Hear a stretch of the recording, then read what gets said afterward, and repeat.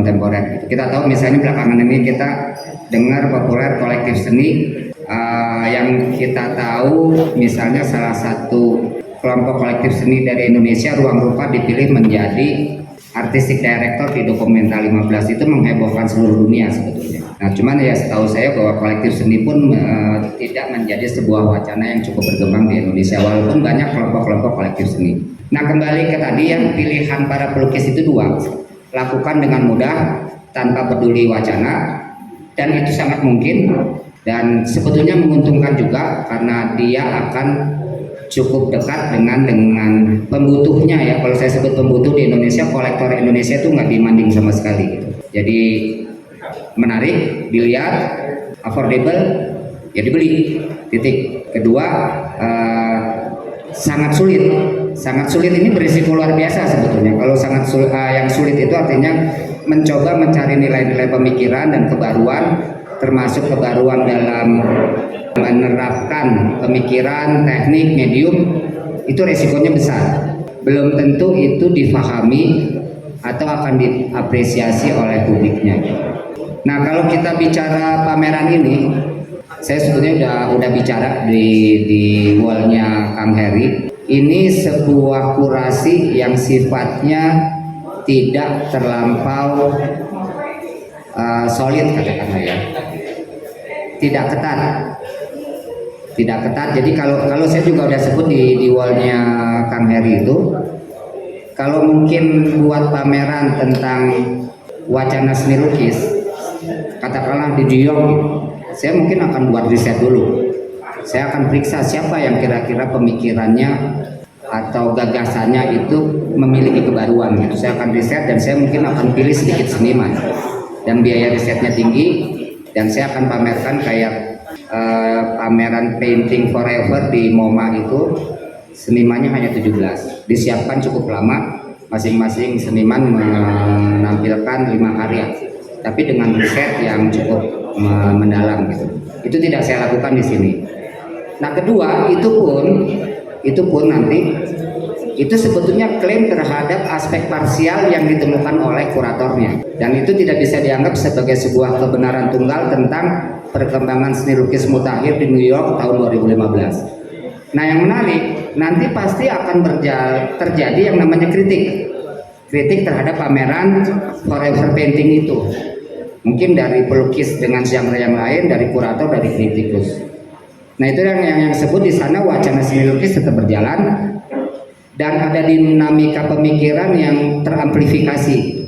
Nah kalau di sini saya dan Jajang itu hanya kemudian melakukan sebuah aktivitas pengamatan yang sifatnya empirik, dan kita coba klasifikasikan, kita ajak kurang lebih 72 yang sebisanya bisa menampung segala macam kecenderungan, sambil tentu saja kita klasifikasikan. Tapi sambil ini kurang ajarnya juga kurator, kita mengkritik sebetulnya, mengkritik bahwa ternyata makin kesini seni lukis itu makin kehilangan kekuatan pemikirannya, bukan salah pelukis, tapi karena tradisi kritiknya nggak jalan. Saya contohkan tadi kalau di sana Forever Now itu akan menuai banyak kritik, terjadi amplifikasi pemikiran. Nah di sini kurasi itu bukannya nggak dipikirin, tapi selalu macet. Macet itu dalam pengertian kita menawarkan sesuatu, nggak ada yang protes, nggak ada kritik, EGP semua gitu. Ya emang gue pikirin gitu. Nah ini kalau kita bandingkan tahun 70-an, 80-an, 90-an, terjadi kemunduran pemikiran di seni rupa. Jadi kita semua pragmatis aja, dan menurut saya seni rupa kontemporer itu yang otonom ya, bukan yang kolektif atau kolaboratif, itu menjadi pop culture sekarang. Udah menjadi pop culture aja. Ya lakukan, buat, pamerkan di mana-mana, nggak ada tradisi kritisnya. Dan kenapa dia kemudian istimewa harus di galeri? Karena dia singular. Dia cuma satu, pamerin di galeri. Mungkin ada kurasinya, tapi juga kemudian mungkin nggak ada yang baca, dan itulah. Nah ini yang saya bilang berkebalikan dengan di barat, prakteknya makin banyak, tulisannya makin banyak pemikiran, tapi itu juga menjadi semacam krisis. Jadi di sana juga the crisis of criticism itu, karena prakteknya begitu banyak, tulisannya begitu banyak, sampai audiens bingung, gue harus baca yang mana. Ini berbeda dengan era di seni rupa modern, misalnya ada dewa kritikus Clement Greenberg, ya semua macam bacanya Clement Greenberg aja. Clement Greenberg pidato di radio, dia kemudian menjadi kekuatan besar pemikiran yang kemudian itulah kemudian yang dikritik sebagai konstruksi tunggal seni rupa modern. Nah, di sini kita ingat di tahun-tahun 70-an, 80-an, 90-an ya, misalnya GSRD mengkritik Bienal Seni Lukis Jakarta ya, kok lukis aja gitu. Terus kemudian kita ingat misalnya sebelumnya itu perdebatan atau great debate antara Jogja Bandung. Terus ya waktu Pak Sanento masih sibuk sebagai kritikus terjadi banyak produksi pemikiran. Nah problemnya sekarang itu seni rupa kontemporer makin kompleks, kita makin takut berpikir. Nah problem bedanya kalau di Indonesia prakteknya banyak, tidak ada satupun tulisan kritik. Ini lucu kan, kita katanya era global, di sana tulisan begitu banyak, orang sampai bingung baca yang mana. Di sini hampir nggak ada tulisan. Nah itu menurut saya menyebabkan seni rupa kontemporer Indonesia sebetulnya nggak signifikan. Dia tidak memberikan kontribusi apapun. Tapi juga kadang-kadang kita excuse, bukan salah kita juga. Kenapa sosiolog nggak ada yang tertarik, nggak ada yang mengkritik praktek seni rupa? Kenapa psikolog juga nggak ada yang kemudian mencoba melihat secara psikologis gimana sih seniman bekerja? Antropolog juga nggak ada yang tertarik gitu. Nah makanya tadi saya memberikan penghormatan Pak Oco dan Pak Deden. Ini juga problemnya pendidikan tinggi ikut-ikutan, nggak memproduksi apapun gitu. Perguruan tinggi ini ikut terlena ya menghasilkan murid aja. Sambil menurut saya murid-murid ini kasihan banget. Karena kemudian para murid lulusan perguruan tinggi itu dengan mudah sebetulnya dikompet sama para otodidak. Kalau emang dia menjadi produksi popular culture yang singular, siapapun ikut bermain. Nggak perlu justifikasi pemikiran. Nah pertanyaannya ngapain sekolah? Saya sering kalau ada anak S2 saya tanya, ngapain kamu sekolah?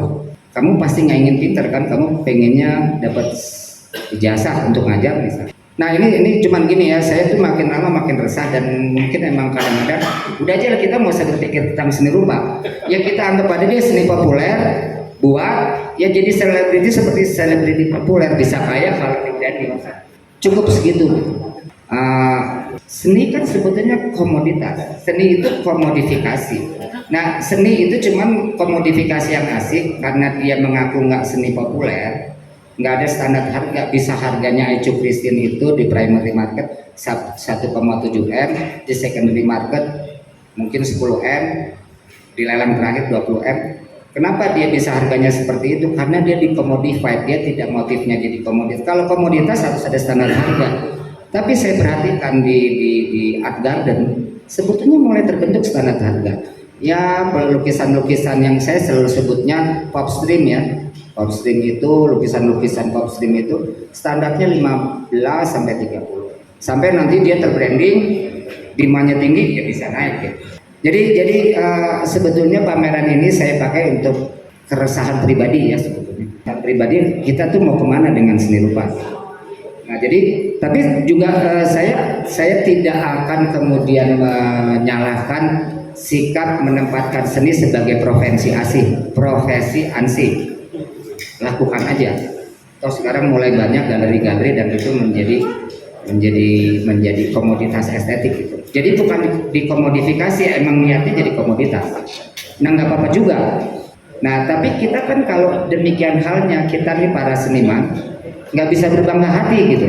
Kita nggak ada kelebihan dibandingkan dengan popular culture.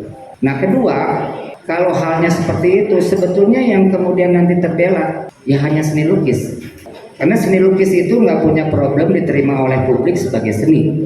Tentu beda dengan line art, dengan performance, dengan video art. Itu publik masih punya barrier untuk menerima itu sebagai karya seni. Tapi seni lukis itu enggak. Seni lukis itu juga fluid, gampang disimpan, dan siapa tahu bisa jadi investasi. Apalagi ya, ini saya sengaja ini di pembukaan ini saya gundah gulana aja, saya utarakan. Gundah gulana. Jadi kalau dia sebuah praktek kebudayaan simbolik, seni rupa itu kan sama sama sastra,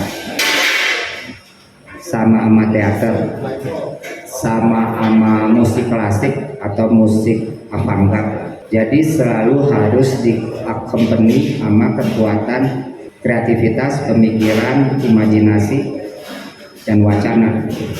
Tapi kan nggak pakai itu pun ternyata bisa gitu.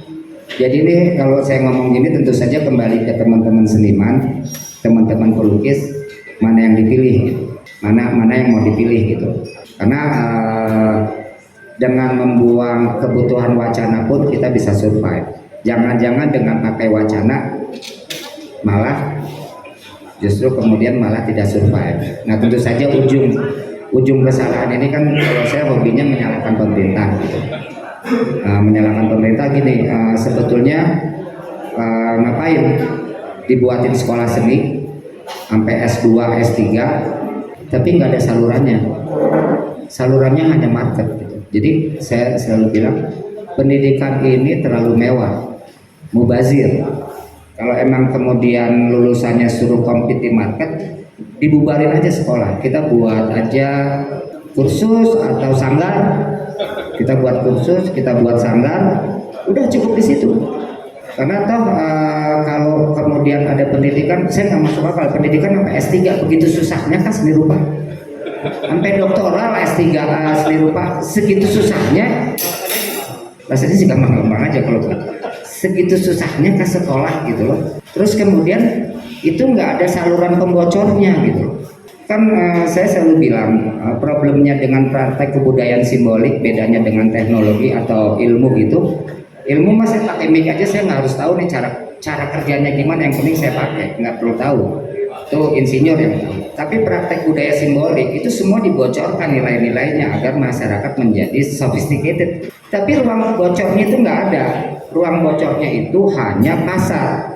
Sedangkan pasar, si para kolektor itu nggak punya juga aspek kognisi dan pengetahuan. Belajar di mana coba dia? Di sekolah SMA juga nggak diajarin, museumnya nggak ada. Bagaimana mungkin mereka mampu mencanggihkan diri untuk bisa mengapresiasi karya yang sulit? Nah, untuk ini marilah kita bersama-sama salahkan pemerintah, salahkan wali kota Bandung kalau publiknya memang tidak menjadi sophisticated gitu. Kan saya selalu bilang bandingkan dengan Singapura, penduduknya nggak sampai 5 juta, galeri nasionalnya keren banget. Jadi publik Singapura itu lebih cerdas tentang seni rupa kontemporer Indonesia atau sejarah seni rupa Indonesia karena sebagian koleksinya itu karya-karya Indonesia. Dia akan ke sana. Nah coba lihat di Bandung setiap intersection itu adalah mall. Jadi kita diajarin pemerintah untuk konsum terus gitu. Konsum kebetulan mungkin brand-brandnya itu brand luar atau produk-produk Cina. Jadi kalau kita ngomong 2045 kita jadi bangsa yang maju, almost impossible. Karena kita tidak civilized, tadi disebut tidak berbudaya. Untuk maju dalam pengertian ilmu pengetahuan dan teknologi, kita harus berbudaya dan civilized dulu. Sumber-sumber itu nggak ada. Jadi akhirnya seni rupa itu ya yang seperti kita lihat, hiasan yang kemudian yang menyenangkan kolektor mungkin atau pelanggan kolektor. Nah, jangan heran nanti untuk kemudian seni lukis ini makin berkibar karena dia memenuhi kriteria untuk dikomodifikasi. Tentu saja harusnya nggak gitu, tentu saja ini saya melebih-lebihkan ya. Banyak pameran yang dikurasi, banyak di Jogja itu setiap galeri membuat kurasi pameran kayak Sri Sasanti atau galerinya si Putu Sitawijaya tuh Sampring itu biasanya curated. Nah cuman kurasi ini seperti saya katakan tadi, dia macet, tidak teramplifikasi, tidak terkritik. Jadi semuanya itu menjadi sia-sia. Nah, mungkin itu dulu saya biasa kan gitu dibuat dramatisir, kalau saya dramatisir dulu gitu. Sebetulnya sih nggak segawat itu, cuman ya anggap aja segawat itu.